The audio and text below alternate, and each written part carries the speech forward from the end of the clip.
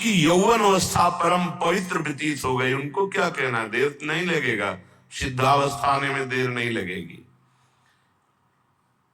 ये जो यौवन है बहुत बहुत ही मदांध करके, धर्म भ्रष्ट कर, किसी का भय नहीं मानता, न भगवान का, न गुरु का, न शास्त्र का, बस मनमानी आचरण।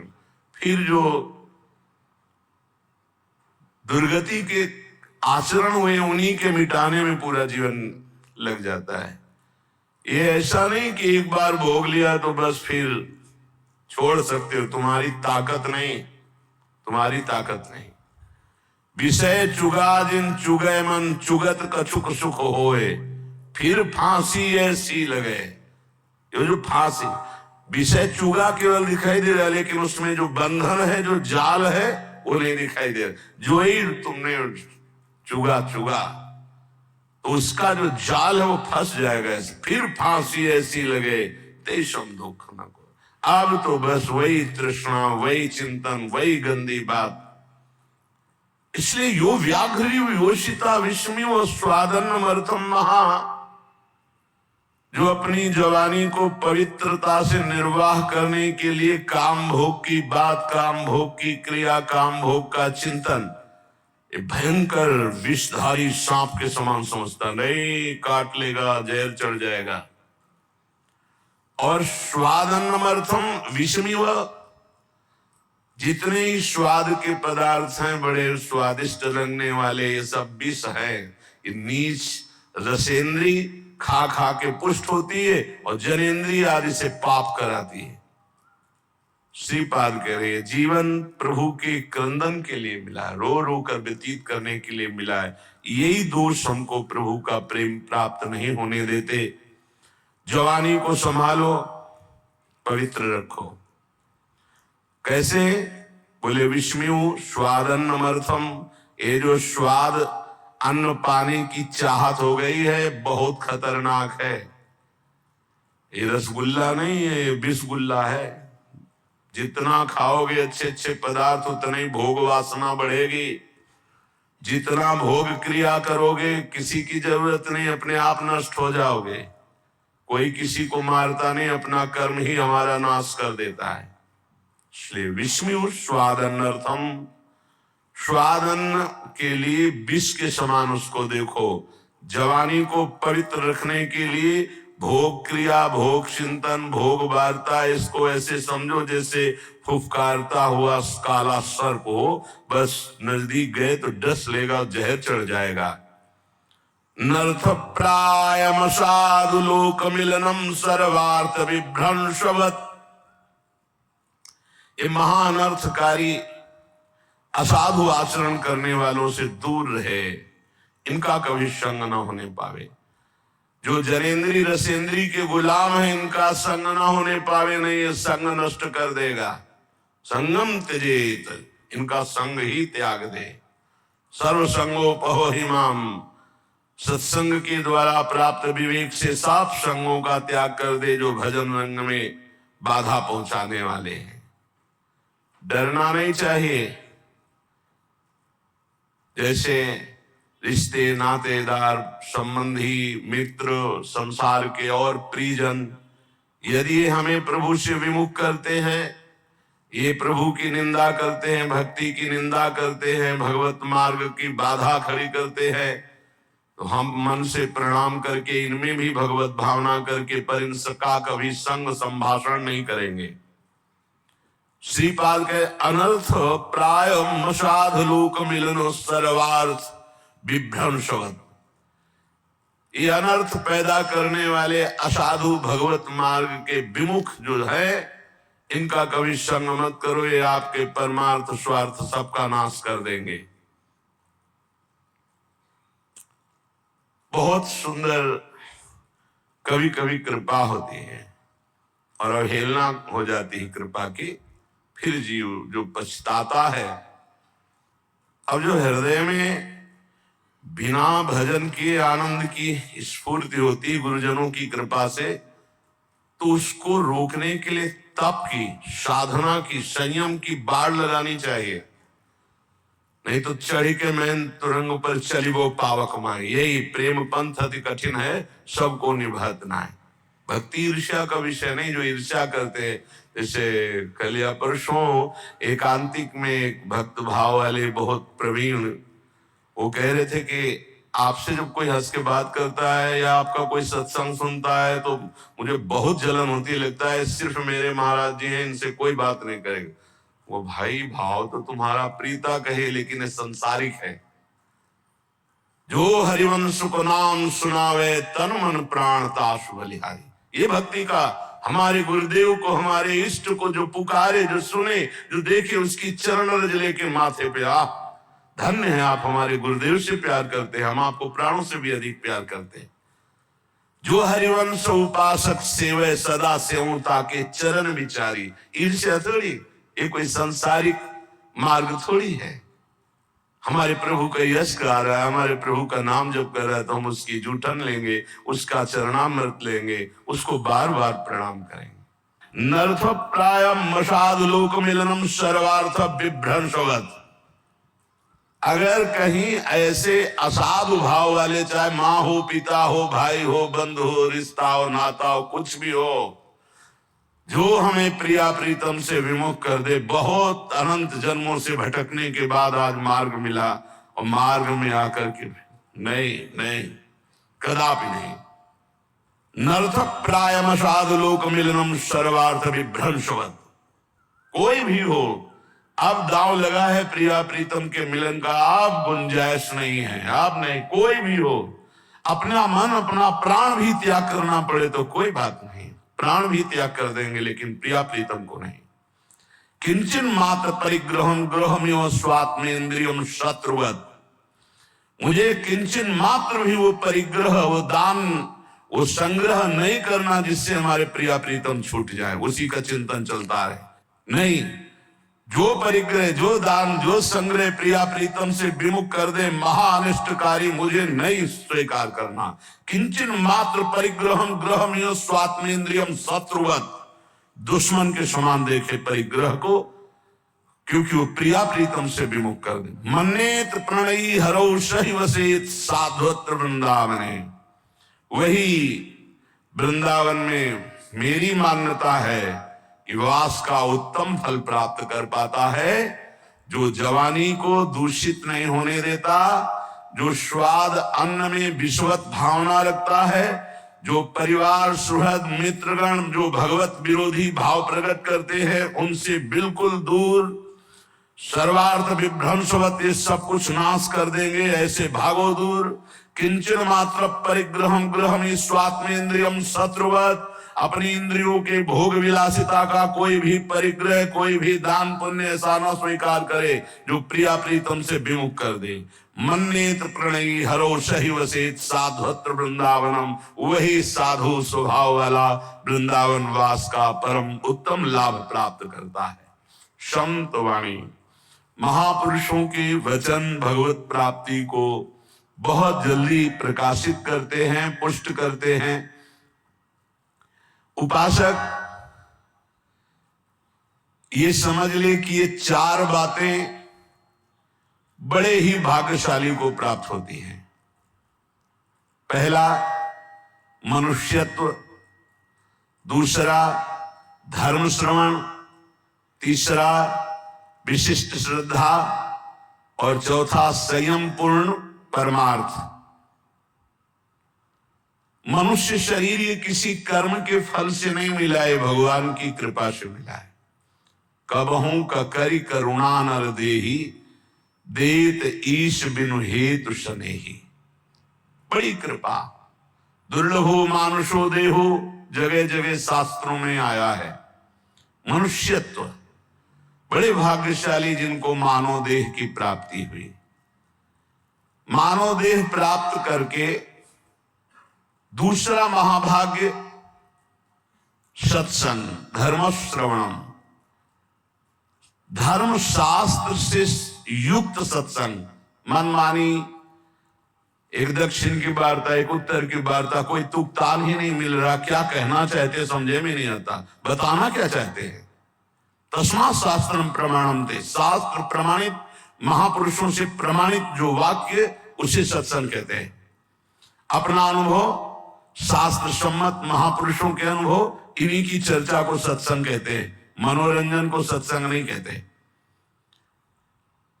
धर्म श्रवण सत्संग, ये बड़ी दुर्लभ बात है। मनुष्य शरीर मिला और सत्संग मिला।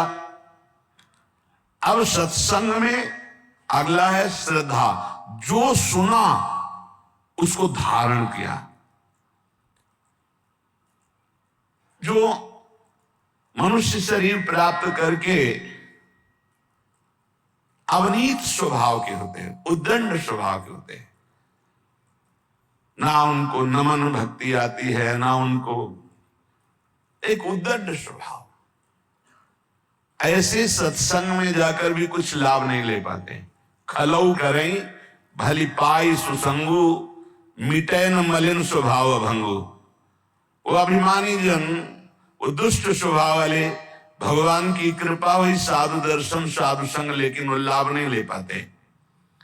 अवनीत को विपत्ति ही मिलती है, भगवत संपत्ति नहीं। अवनीत को, दुष्ट स्वभाव, उद्दंड अभिमानी को दुर्दशा ही प्राप्त होती है। जो विनीत है वही शिक्षा को प्राप्त कर पाता, विनयशील नम्र। इसीलिए कहा महापुरुषों के पास जाओ, प्रणिपातेन साष्टांग दंडवत, हाथ जोड़कर बड़ी धन्यता से, तब वहां तुम ग्रहण कर पाओगे। अंजलि चढ़ाकर माथे पर हाथ रखकर सम्मान प्रदर्शित करते हुए मन वचन शरीर से विनयवनत होकर के तब सत्संग का लाभ लिया जाता है। बोले संयम पुरुषार्थ। अब जो सत्संग में सुना पूर्ण विश्वास के साथ, वैसे ही संयम और खूब परमार्थ का पुरुषार्थ जान लगा करके, एक बार जैसे कहा दांती पीसते हुए कमर कस के हमको चढ़ जाना इस चढ़ाई पर। निरंतर नाम जप, निरंतर भजन, असत आचरणों का त्याग। जो मानव शरीर प्राप्त करके सत्संग मिला पर उस पर श्रद्धा नहीं है, तो 20 साल सत्संग सुनने पर परिवर्तन नहीं होगा। और अगर श्रद्धा है तो उसका परिणाम है कि वो तत्पर हो जाएगा, वैसे ही आचरण करने लगेगा, सत्संग में जैसा कहा गया है। तो मानव शरीर, सत्संग और सत्संग पे श्रद्धा, और श्रद्धा का स्वरूप है यथार्थ जो बोला जा रहा है उसे अपने जीवन में उतार लेना, और दिव्य पुरुषार्थ, खूब मेहनत करके साधन भजन करना। ये 4 बातें बड़े सौभाग्यशाली में होते हैं। जो तपस्वी मनुष्य शरीर पाकर सत्संग सुनकर श्रद्धानुसार पुरुषार्थ करता है, वो अपनी अंतरात्मा में ही भगवत साक्षात्कार कर लेता है, हृदय में ही। जो प्रमादी पुरुष होता है उस धन का केवल चिंतन करता है कि चलो सत्संग में चलते, कोई उपाय मिले जिससे धन मिल जाए। सत्संग करते हैं धन के लिए, सत्संग सुनते हैं धन के लिए। वो प्रमादी पुरुष होता है, प्रमत्त पुरुष होता है।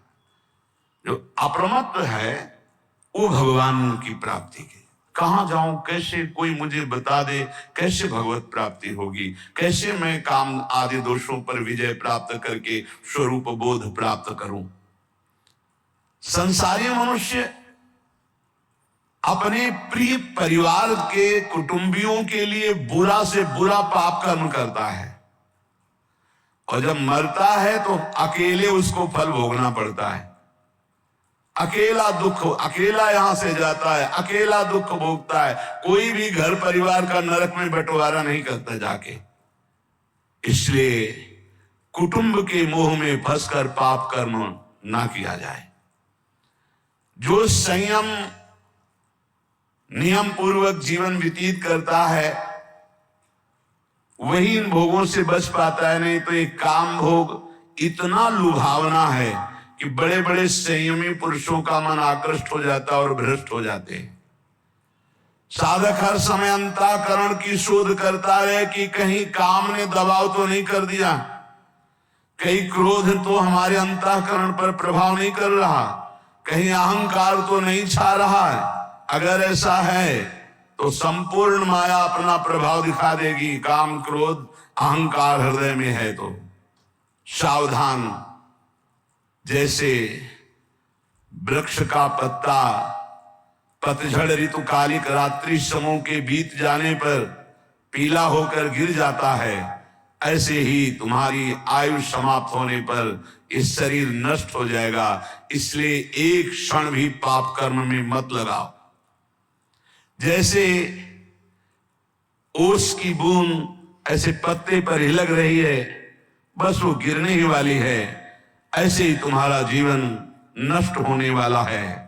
इसलिए तुम एक क्षण भी असावधान मत रहो, हर समय नाम जप करो।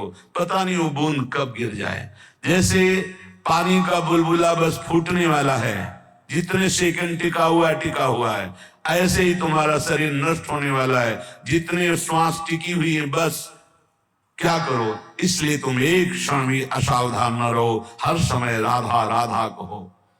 अनेक प्रकार के विघ्नों से युक्त अत्यंत अल्प आयु है। इस अल्प आयु वाले मानव देह को प्राप्त करके बहुत शीघ्र भगवत प्राप्ति कर लो, एक क्षण भी प्रमाद न करो। जैसे कमल शरत काल के निर्मल जल को भी नहीं छूता, अलिप्त रहता है, उसी प्रकार तो संसार की समस्त भोगासक्तियों से अलिप्त रह। कोई भी स्नेह बंधन तुझे विवश ना कर पावे। क्षण भर भी प्रमाद मत कर, निरंतर भजन कर। जीव मोहवशाद इस माया जनित दुख को सुख मानकर भोगने के लिए प्रयासरत है और परम सुख मोक्ष या भगवत प्राप्ति की चाह ही नहीं कर रहा। ये दुखालय में दुख में वो सुख खोज रहा है। इंद्रियों को इनके विषयों में जाने की ढील मत दो। पांचों में से 5 ना संभाल पाओ तो 2 संभाल लो, एक रसेंद्री और एक जनेंद्री। अगर इन 2 में से दोनों ना संभाल पाओ तो एक संभाल लो, रसेंद्री। जनेंद्री ठीक हो जाएगी। ना तू किसी से द्वेष कर, ना रोष कर, ना किसी से राग कर। इसी जन्म में तू भजन बल से भगवत प्राप्ति कर ले, जन्म मरण चक्र को मिटा दे। देखो, शास्त्र और श्रुतियों का अंत नहीं, कितना पढ़ोगे। इतने परमार्थ के मार्ग हैं, कितना तुम जानकारी करोगे। अतः मेरी सीख मान लो, जरा मरण से मुक्त होने के लिए ज्यादा पढ़ने लिखने की जरूरत नहीं है। राधा राधा राधा राधा नाम रटने की जरूरत है। इतने शास्त्र हैं, कहां तक पढ़ोगे। इतने सिद्धांत है, कहां तक जानोगे। सबकी बात जान लो। नाम जप करने वाले के हृदय में शुद्ध ज्ञान, शुद्ध प्रेम प्रकाशित हो जाता है। यदि तुम्हें यमदूतों से बचना है तो ऐसा दुर्वचन मत बोलो कि किसी का हृदय घायल हो जाए। ऐसे हैं बोलने वाले कि बिना बाण के हृदय को घायल कर दें। किसी की जीविका को मत छीनो कि एकांत में बैठ के रो दे। देख लो, अगर यमदूतों से बचना है, किसी को ऐसा मत बोलो कि एकांत में बैठकर तुम्हारे वचनों को याद करके दुखी हो जाए। किसी की जीविका को मत छीनो, उसे गरीब मत जानो, उसे अनाथ मत जानो। दीनानाथ प्रभु हैं। दुखिया को न सताइए, और दुखिया देगा रोए, उसका कोई बल नहीं। और जब दुखिया के मुखिया सुने तब तेरी गति का होए। ये होश में रहे। कह रहे किसी असहाय का धन मत छीन लेना, उसकी जीविका मत छीन लेना। अब असमर्थ है, वो जितने आंसू गिराएगा तुम फिर उसका हिसाब नहीं दे सकते हो। इसलिए धर्म से रहो। धर्म का स्वरूप है शास्त्र के अनुसार जीवन, दूसरों को सुख पहुंचाना। अरे क्या कहूं, जो अपने से प्रतिकूलता का व्यवहार करे उसके साथ कभी प्रतिकूल व्यवहार मत करो। जो अपनी शारीरिक चेष्टाएं हैं उज्जवल हो, न्याय युक्त हो, धर्म युक्त हो, कभी यमराज के दूत तुम्हें छुएंगे भी नहीं। ऐ साधक, ये रसेंद्री को सुधार लो, अलग अलग महापुरुष कहे। ये स्वादिष्ट भोजन नहीं, ये पूरा जीवन बर्बाद करने वाली वस्तु है। खाते खाते मर गए, कभी तृप्ति नहीं, कभी तृप्ति नहीं। ए दुष्ट, गजब हो गया, भोगते भोगते मर गए। कभी ये नहीं कहती कि बस आज क्या ये हाथ ऐसा ऐसा ऐसा बना ले, ये वो, खाते खाते पूरा जीवन व्यतीत हो गया। हाँ खाओ, पचाओ, सोचो जरा, कभी उबो यार, खाते खाते उबो, कभी भोगते भोगते उबो। बहुत बहुत विचित्र है, बहुत विचित्र है। रसेंद्री इसीलिए बार बार महापुरुष कहे स्वादिष्ट भोजन से बचो, ये जीवन का नाश करने वाला है। ये कोई सौभाग्य नहीं कि हमें मनमानी बहुत सुंदर भोजन मिल रहा है। देखो, स्वाद के चक्कर में ही मछली फंस जाती है। वो कांटे में होता है चारा, चारे के लोभ से ऐसे उसको कांटा नहीं दिखाई देता, चारा दिखाई देता है। ऐसे ही साधक स्वादिष्ट भोजन के अंदर एक कांटा है, आसक्ति भोगों की, जो जनेंद्री को प्रबल करके वासना में लगा देगी। और सुनो, किसी के रूप में मत फंस जाना। पांच भौतिक ये रूप अगर नेत्रों को प्रिय लगने लगे तो प्रियालाल के रूप देखने का अधिकार खो दोगे। अरे जीव, तू एकमात्र भगवत प्राप्ति के लिए मानव देह में आए, इसलिए रसेंद्री, जनेंद्री, घ्राणेंद्री, श्रवणेंद्री, त्वगेंद्री सबको संभालो और प्रभु के चरणों में लग जाओ। एक आदमी जानता है सब कुछ पर करता नहीं है, तो क्या फायदा जानकारी का, शास्त्रों के स्वाध्याय का, संत समागम का क्या लाभ मिला? तुम्हें बहुत जानकारी है पर तुम अपने आचरणों पे नहीं उतारते हो। एक आदमी है जानता नहीं पर जितना जाना चल दिया वो पहुंच जाएगा। इसलिए ज्यादा शास्त्रों की जानकारी के चक्कर में मत पड़ो। जितना जानते हो उतना आचरण में उतार लो। वही मोक्ष पाता है जो जितना जानता है उतना आचरण में उतार लेता है। जो सच्चा साधक होता है वो अंदर में अपने जितनी जानकारी है उसके अनुसार चलता है। वो कभी विपत्ति से विचलित नहीं होता। जीवन का सार यही है उपासक, भयानक से भयानक परिस्थिति आने पर भी प्रभु का चिंतन न छूटने पावे, धैर्य न छूटने पावे, किसी और का सहारा न ले लेना। ये सब महापुरुषों की बातें हैं, पकड़ लो। बहुत आनंद प्रदान करने वाली बातें हैं। बहुत सावधान। अय उपासक, जीवन का सार यह है कि भयानक से भयानक विपत्ति आए, तुम्हें अपने धर्म से न डिगा पावे। दुनिया में रहते हुए दुनिया का कोई भी व्यक्ति और भोग तुम्हें आकर्षित न कर पावे। देखो भाई, देख लो, दुनिया में रहते हुए दुनिया का कोई व्यक्ति का भरोसा न हो और कोई भोग आकर्षण न कर पावे। हमारी चाहे अंग अंग काट दिया जाए पर हम अपने धर्म को नहीं छोड़ सकते। ऐसे निष्ठावान हम अपने धर्म, देखो यहां काटने मारने की तो कोई बात है नहीं, थोड़ा प्रलोभन आया और भ्रष्ट हो जाते हैं। अरे कह रहे हैं, यहां लिखा है उपासक भयानक से भयानक विपत्ति की परिस्थिति में भी अपनी निष्ठा से चलायमान नहीं होना है। चाहे काट दिया जाए तो भी हम अपनी निष्ठा से चलायमान नहीं, तभी भगवत मार्ग पुष्ट होता है। पाप कर्म में कभी रति मत करना। ध्यान से सुनो, जो प्रश्न करते हैं कि पापी लोग बड़े सुखी दिखाई देते हैं, ये ताजे दूध की भांत पाप कर्म होता है। जैसे ताजा दूध ना फटता है तुरंत और ना विकार को प्राप्त होता है, पर आगे चल करके वो दुर्गंध युक्त हो जाएगा। ऐसी अभी अभी पाप हुआ है तो पूर्व के पुण्य काम कर रहे, सब काम बनता चला जाए, लेकिन वो पाप कर्म ढकी हुई आग के समान है। जिस दिन वो अपना रूप धारण करेगा भस्म कर देगा, तुम्हें नष्ट कर देगा। इसलिए जब तक तुम्हारा पाप भजन के बल से नष्ट नहीं हो जाता, तुम्हारा पीछा करता, विश्व में कहीं भाग के चले जाओ, वहीं तुम्हें दंड दे देगा तुम्हारा पाप कर्म। मत एकत्रित करो पाप कर्म, डरो पाप कर्म करने से।